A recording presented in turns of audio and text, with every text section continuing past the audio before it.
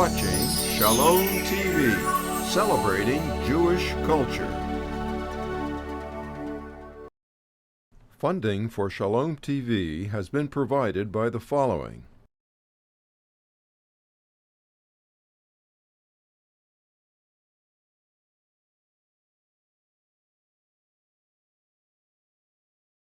And by viewers like you. Jewish Education in Media is pleased to present L'Chaim, a program that highlights the people, issues, and events of importance to the Jewish community. Now here is your host, Rabbi Mark Golub. Marvin Hamlisch, what a tremendous kick it is for me to get to sit with you. Well, thank you very much. Thank you. You know, you and I are roughly the same age. We graduated college the same year. Right. I have been distant, but watching everything you've done. And I want you to know something, Marvin. I love what I do. I am a rabbi. I am the president of Shalom TV and also of the Russian television network. I do television all day long. And then I'm a rabbi on the weekends. And I produce Broadway shows. And I love to be on stage. And I know your father was an accordionist. Right. I played the accordion. But I want you to know that if I could be anyone else other than me, I would be you. No, you wouldn't. Don't do it. Don't do it. Don't do it? Showbiz rabbi is a better thing to do. Okay. Anyway, I want you to know that we have all appreciated the gifts you've given America and the world through your extraordinary music and talent. Well, thank you. And I thank you for spending a moment with me. My pleasure. You have visited Israel? I visited now. Actually, I visited 3 times. My wife, who's not Jewish, by the way, loves Israel. I have my own problems because, to be honest with you, when it gets too hot, I get crazy. I get really crazy. You know, so you have to hit Israel at just the. You know, I'm one of these people who every time I come back from Israel, no matter what month I say I was there, this person says wrong time. I've never met anybody who said you went to the right time. It doesn't matter what date you picked. I went in January, wrong. I went in November, wrong. I went in June, wrong. I don't know. Someone should call. There should be an app called Right Time in Israel. I've never found it. But I do know it's a fantastic place. I do know that someone said it's like walking in the Bible, which it really is. You are walking in history, and it's remarkable. Marvin, did any moment specifically touch your soul in Israel? Was there any moment that you keep as a memory? Well, you know, again, when you see all the names and you realize, and the museum having to do with the people who died, Yad Vashem. The Yad Vashem, that was. You know, I mean, I don't have grandparents because of World War II. Yes. Okay? So that was very meaningful. The other thing I must say, going to the wall, really, and putting your little prayer in, it gets to you. And the other thing that gets to you is you realize that this place that you're talking about, you know, America and Americans, when we think of history, we think 200 years, 250. That's like, wow, 250. That's a drop in the bucket when it comes to the world outside of America. So meeting people who have a much more, I would think, much greater sense of what history really is, you know, is a fantastic thing. And sitting down and talking to people in the Middle East. I had a wonderful time when I visited Jordan. I've been to Jordan, and I visited Egypt and Israel, of course. And you do get a whole other perspective on the whole world, and also on the Middle East, you know. So yes, those were moments that really, as we say, got to me. And you can't help but be touched by it. Talk to me for one moment about your parents, Lily and Max. Right. When they, first of all, they escaped Vienna, correct? Right. And they are technically survivors. Well, what happened although was they went before the war. What happened was my father, who was really an intellectual man and saw history. I mean, he understood history very well. Way before Hitler got into power, way before, he saw what the problem was going to be. Really? It became very clear to him. And he very smartly said, we got to get out of here. And getting out of Vienna was not the easiest thing to do because my father looked very Jewish, but my mother didn't look Jewish at all. She is Jewish, she was Jewish, but she didn't look Jewish. So she was the one on the line trying to get the ability to get out. Whatever papers were necessary. Whatever papers were necessary. But my father saw it coming. And so the reason that we're here really has to do with him. An interesting sidelight to this is that years later, when Chorus Line became a big hit, I was awarded a gold record from Austria. Now, a gold record in Austria, you only have to sell something like 50,000 records, not like 1 million in America. And I don't think anyone in Austria thought that I was going to come there to actually pick up the record, you know, to say, okay, I'm going to pick it up. But because it meant so much to me, because my parents were from there, it's one of the few places that I actually went to be at the ceremony. And the reason I went was to try to tell them and to try to have them acknowledge and understand what it meant for my father to leave his homeland. Because he was always a Viennese at heart. Really? Always a Viennese at heart. In fact, the way he made money in America finally was to basically become an accordionist who played a lot of continental music in America. It was very hard for him to live in this country because, as he said, it was very difficult for him to live in a country where we didn't have a minister of arts. That was foreign to him totally. So he loved Austria and would have stayed there his entire life had this not happened. Were your parents musical? Did you grow up in a musical home? My father played 6 instruments, and we had a piano in the house. And as I used to say, it wasn't so much that I went to the piano and went, wow, wow, wow. Because what I really wanted to be was the center fielder for the New York Yankees. A lot of people don't realize this was my dream. But the dream that I could do was I could play the piano. I had a very good ear. My father played the piano. It was in the house. And yeah, it was like I've read you started playing at a very young age. Very young age. It just was a gift you had. Absolutely. And you loved it right away? I can't say I loved it, but I liked it a lot. And then as you become older and you realize that when you play something and a girl by the name of Alice walks over to the piano and says, gee, that's nice, you go, you know what, I could work this out. This could work. You're so honest, Marvin. Right, Refreshingly honest. Right. So what I see happens is you go to Juilliard while you're still very young, even Right. before I started school. I started out at 6.5 at the preparatory division of Juilliard. And at what point do you know yourself Right. the gift you have is unusual? Well, you know that at an early age, but what you learn very quickly amongst the geniuses at Juilliard is that, yes, you have a gift, but all these other kids have gifts. And you start to say, where is my lane? What is what I can do? Well, this kid plays better than me. This kid does this better. So what I gravitated to was something that no one could really grade you on, which was to write music. Because that was my little world, my little thing that, well, I can do this. And that's what I started to do. I started to write. And my father very smartly said to me, well, if you want to write music, you better learn how to play it well, because people are going to ask you to play, and you don't want to just sit there going, blah, blah, you want to be able to play it. So I used my music lessons and my piano lessons to really learn how to play the piano well, enough to play my own music. And your father was encouraging of you. All the time. And what my mother did was even more encouraging. Tell me. She said to me, if you practice an hour, you get a wonderful tuna fish sandwich. And I said, it's worth it. What's better than a tuna fish sandwich? There is nothing better than tuna fish sandwich. A lot of people don't know this. They think it's corned beef, but no. No, it's tuna fish. But there was music in your home, you've established that. Right, all the time. Was there Jewishness in your home? Oh, please. Are you kidding me? Let me tell you, this is one of the great moments that I always remember. You know how people remember certain things? Yes. Okay. There was a bank. We lived on the west side. There was a bank at 74th Street. It still exists. 74th Street and Broadway. I know it well. Okay, huge bank. I live in 78th. Okay, so you know the bank I know the bank. So here's what I remember from a young age. You say, what are the things you remember? Okay, what I remember is my mother and I going to the bank because she was going to put in the money. She has her deposit, right? Yes. But what does she get every December? She gets the calendar. You get a free calendar. That's correct. Remember? Right. Free calendar at the bank. That's important. And what does she do day one when she has the calendar?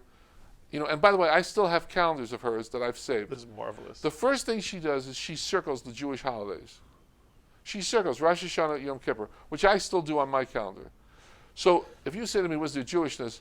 There was no Rosh Hashanah or Yom Kippur we didn't know about. There was no Passover that we didn't, What was the Seder like as you were growing up? Fantastic. The Seder was fantastic. We usually only did one Seder. We were not the 2 Seder group, although later on in my life I said, why not, And I always remember an aunt that I had who, on one of the fishes that we would have, that my mother would have, would always go, there'd be a bone in the fish. So Seder was like you hoped your aunt would live through it. And I was going to open up a store called Harosis Is Us. Because I don't understand why Harosis is only done for a little bit of time, and it's one of the great dishes of all time. I think there should be a Harosis store, personally. I love it. But I love Passover. I think Passover is a great holiday. Did you go to the equivalent of any kind of Talmud Torah or Hebrew school? I went to Hebrew school starting at the age of 8 years old. No, where? West Side, West End, what is called the West Side Synagogue. And then we switched over to Mount Nebo, a great synagogue, by the way. It doesn't exist anymore. It's now a high-rise. What are your memories of going to religious school? You understand, by the way, Right. there's a good chance that you and I were in that same bank at the same time. Right. You with your mother, I was with my Absolutely. grandmother. Yeah. We could have been contemporaries. It's very possible. What was it like for you? What was your memory of going to religious school, Hebrew school? No. Well, I didn't learn Hebrew very well. I did not do that very well. But I certainly learned enough, and stuff like that. And of course, I took, I not only was bar mitzvahed, but I also was confirmed. So you're talking about, there was a You're lot a real Jew. Please, I'm the real thing. My temple is so reformed, we're closed on the high holidays. It's gone all the way. But no, I still, to this day, I remember, even though I'm not like kosher, the truth of the matter is I never ate bacon. I didn't do all that because it was partly because of my mother. The traditions of my mother were the traditions we held up. Whether or not it was a Jewish tradition or not, I don't know. That's what there's no pork, we're not eating pork. No ham, we're not eating ham. I remember, for instance, one of my favorite stories, Jewish stories, true story, is that on Yom Kippur, after the Yitzhak service, we would come out in a Reform temple, and it would be 4 o'clock in the afternoon, and the sun is shining. And my mother said, no, this is ridiculous, because it says in the Daily News that the sundown is 6:08. So what did we have to do? This is a true story. We would have to put on our sneakers and go to the Orthodox temple, which of course continues. Yes. And I used to make fun. I used to say, because it was a great temple called the Karlbach Temple. You probably know it. My grandfather's shul. So your grandfather's shul. Amazing. One of the greatest temples in the world. One of the great men of all time. Absolutely. And this is what I used to say. I said, you walk in. They've been davening forever, right? Yes. It's 4 o'clock. It's like 2 o'clock in the afternoon, 3 o'clock in the afternoon. And you hear, and now turn to page 4. Because the last 10 minutes of that service was... That's correct. But until then, they were on page 4. We were in the shul at the same time. Absolutely. Right? Amazing. It was great. Marvin. My sister went to the right side. I went to the left side. And the great thing about the shul was that because it was so small, you could still smell the coffee and the coffee cake getting ready. But, you could smell it, but you can't eat it until whatever. Yes. So I remember all this time. I had wonderful times. And... listen, I have a cousin who's a very well-known rabbi, Rabbi Kushner. Of course. He's my cousin. So, yes, it's within me. Okay. Did anything in your ear, Jewishly in terms of music, do you think in any way it influenced anything you've ever done on the piano? If it did, I don't know about it. Okay. I don't knowingly know about it. On the other hand, if I get a big check, I don't feel guilty. So it all works out. You know what I mean? But no, I don't know. It's possible. One of the scores I wrote early on, which is The Swimmer, when people listen to it, it has a little bit of a Jewish kite in it. But I didn't specifically do that. I don't think about it that yes, way. I understand. There was no conscious effort to do it. No, it's like, your brain is a sieve. Stuff comes in, and you work with it how it comes. And whether or not it was Jewish or not, I don't know. Then leave your composition alone. Right. Just in terms of your field, does the sound of Jewish music, if you were to play for us for one moment 8 bars of something Jewish, would it also touch you in any way? Yeah, my mother used to sing a beautiful, very sad Lullaby? Lullaby. Now, lullabies are supposed to be happy and wonderful. This is one of the saddest songs you ever heard in your life.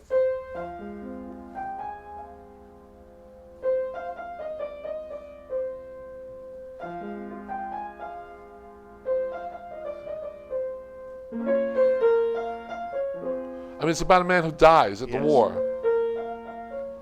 And I used to say to her every night, sing that again. My sister loved...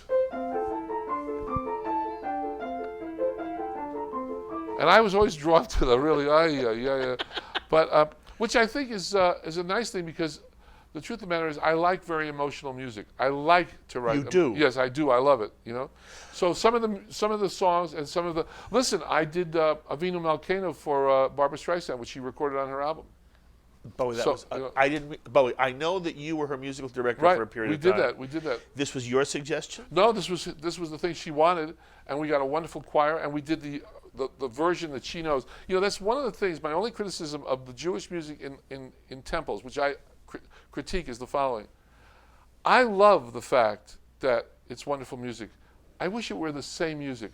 I don't love the fact that if I go to a temple, God knows where, that all of a sudden the Shema is different than the one that I heard in New York. I understand. I think there are certain prayers that should stay as universal. Is. Yeah, I'm not saying that we shouldn't write other things. Don't get me wrong. Absolutely, have your own this, have your own that. But certain ones, the Micha Mocha, the Shema, they should be like forever. It's like saying to you, I'm changing the Pledge of Allegiance, and the Pledge of Allegiance we're going to change because we're in Oklahoma. I want to change it. Or Why? we'll change the melody of the Star Spangled Banner. Right? Why? Why? What's the point? There's nothing wrong with making things a little bit more personal in other prayers, not in those. You know. Yes, I understand exactly what you mean. Barbra Streisand does her concert in Central Park. Right. Were you a part of that? No. Okay. Did not see You it. know she does one time. She does in August. Right. Silent Night. Right. It is exquisite. Right, wonderful. But it's in August. Right, good. Not in December. Okay. Right. Good. Then she does Yentl. Right. Then she does Avinu Malkeinu with you. Right. Right. And I also know just an interesting tidbit that our audience should know, if I'm correct.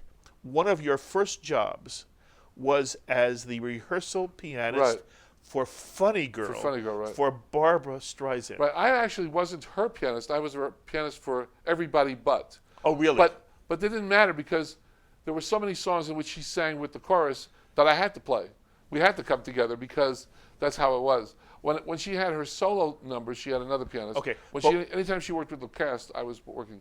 What did it mean to you as a young person to be working with a Barbra Streisand? It was fantastic because she was a star already. I mean, that girl was a star from day one. When she went on television as a youngster, I still remember on I think it was Channel 5 in New York. It was a local television show.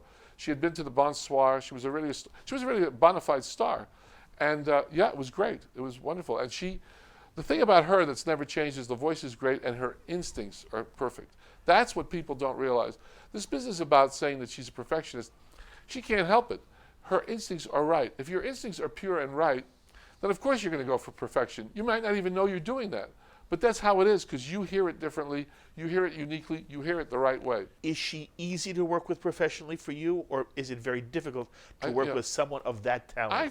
I think what makes it easy is if everybody is trying to get an A+.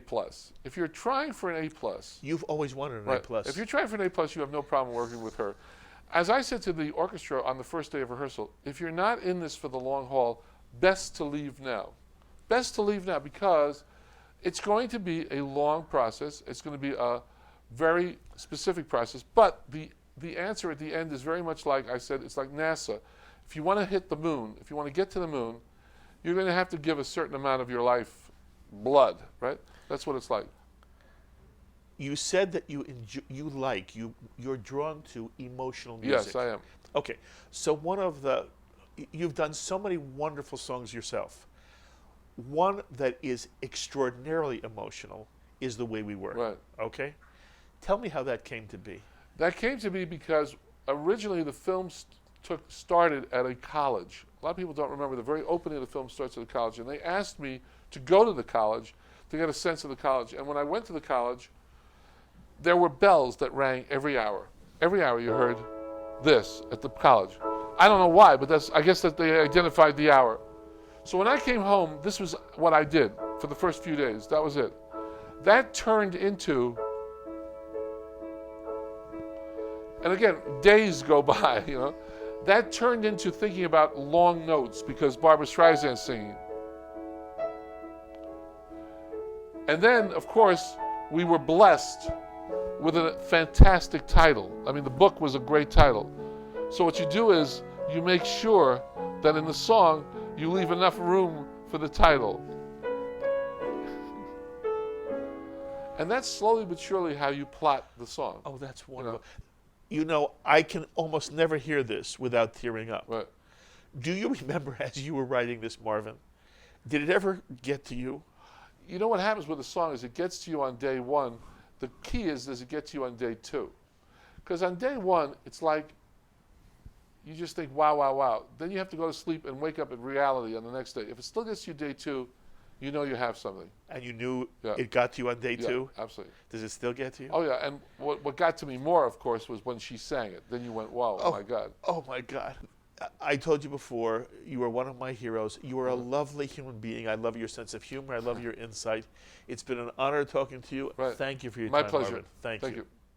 We would be pleased to send a complimentary DVD of this program to anyone who can send a tax-deductible contribution of $36 or more to the nonprofit organization Jewish Education in Media to help support our programming. Tax-deductible checks may be made out to GEM and mailed to GEM, Post Office Box 180, Riverdale Station, Bronx, New York, 10471. Please indicate the program for which you would like a DVD, and we thank you for your kind support.